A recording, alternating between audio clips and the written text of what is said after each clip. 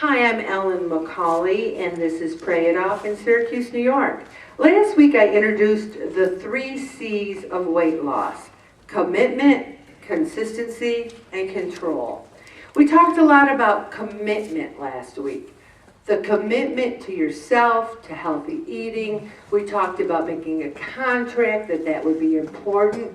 Some of you truly embraced it. There was even a person who couldn't make the meeting who watched the blog, which is why we videotaped this, and sent me an incredible email saying how much that meeting snapped her into making a really big commitment to this session, to the rest of her life.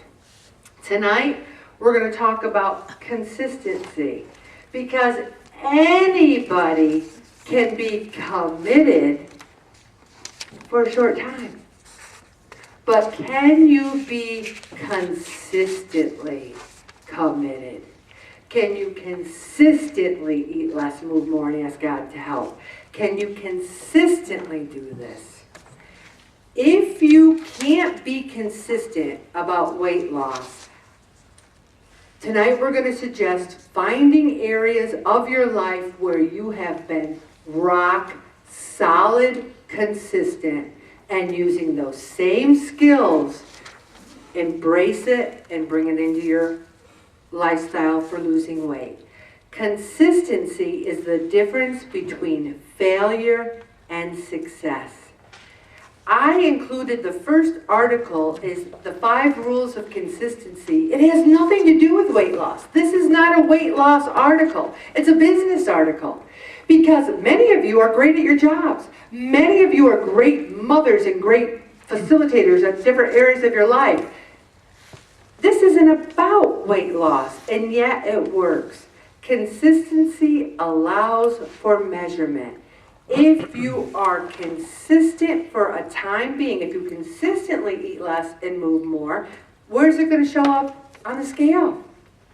If you are consistent for a week or two and you lose 1 or lose 2 and then you gain 2 and then you lose 1, then you gain 2, is that showing consistency? It says right here, new initiatives, processes, and organizational structures need at least 6 months before judging them a success or failure. That is why each session I ask you to make a 6-month commitment. And many of you, after 6 months, go, holy crap, I got to do this the rest of my life. And you know what?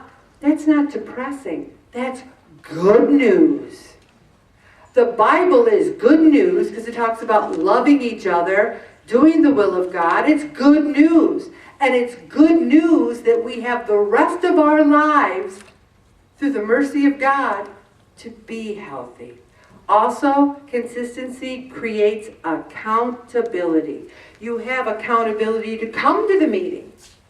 And you know why I make you tell me why you can't come and call and give me an email? Because if I did it,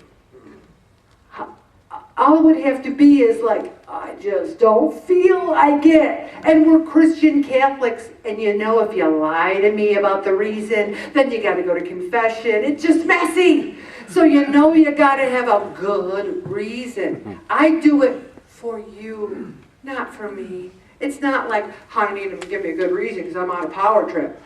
I make you give me a good reason because I know how easy it is to say, I just don't feel like going. Also, the logs. The logs are accountability. Couple quick things on the log. Remember what I said about exercise. You only fill it in when you do exercise. You don't write no.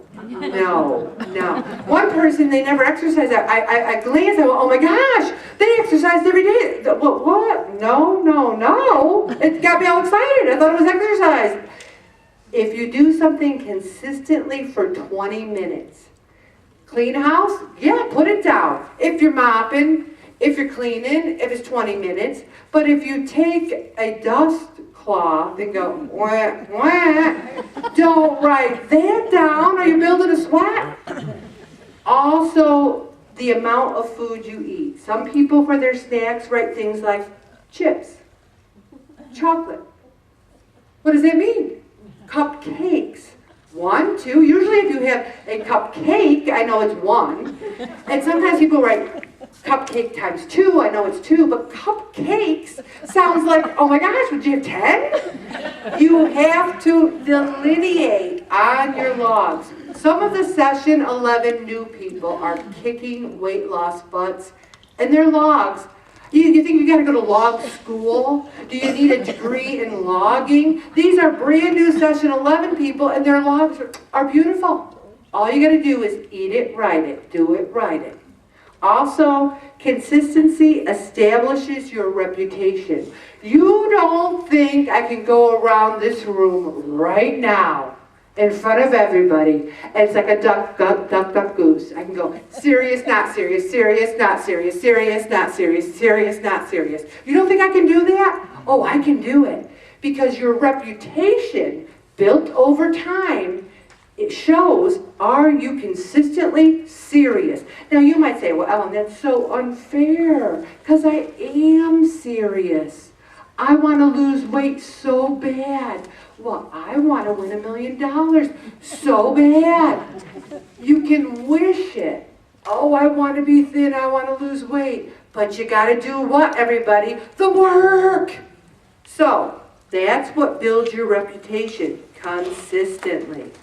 Also, it makes you relevant, predictable. Now that's more business. I think you're all relevant, you know. But it maintains the message.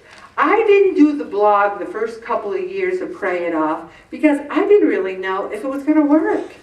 I didn't know, are we going to be able to come every week and eat less, move more, and ask God to help? When I go to a doctor and I'm paying him a good buck and all he wants to do is talk about Pray It Off, I know it's working. When people stop me, one person stopped me and said, weren't you in Thrive, Central New York Magazine? And I'm like, well, yes, I was. No. I said, yeah, how'd you know that? And she says to me, I got to ask you a question. Were you really that miserable in the before picture? Remember the before? I was like, but I did that. I've never taken a picture like that in my life, but I did it on purpose. But the fact is, people are reading that. It's relevant. Pray It Off is relevant. You have to build it. So, for example, Karen, so many people were at that first meeting in January of 2008. We didn't have tables. We didn't have the song and all the formula that we built over time. We kind of learned as we went along. And we came up with a formula that worked. This is our Pray It Off formula. It works.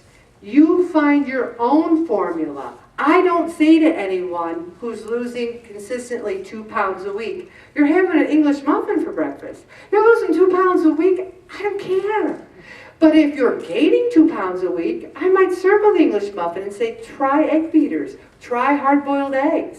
I only make suggestions when you're not losing. Okay, I'm going to stop right there, Bob.